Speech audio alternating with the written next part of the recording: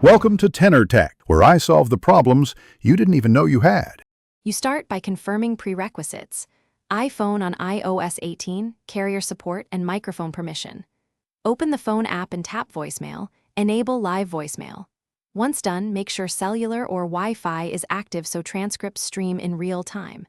If prompted, allow transcription and microphone access for the feature. This is essential. These first steps get you into the live session quickly, so you can see caller audio, the running transcript, and tap to pick up or silence the call. Once live voicemail is running, watch the real-time transcript flow. It helps you decide whether to interrupt. You can tap pick up to answer, or tap silence to send the caller straight to voicemail while the transcript saves. Make sure to check language settings if accuracy is off. Change it under Settings, right arrow Phone, right arrow Live Voicemail. Also, note that transcripts are saved with the voicemail so you can review, share, or delete them later. This keeps your workflow efficient and searchable.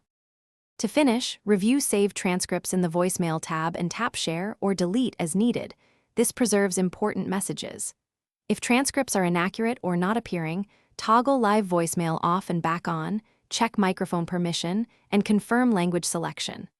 Once checked, restart your iPhone. If problems persist, reset network settings. Make sure to contact your carrier only if live voicemail still fails, because many issues are permissions or local settings rather than hardware faults. Thanks for watching. Subscribe to keep your life in tune.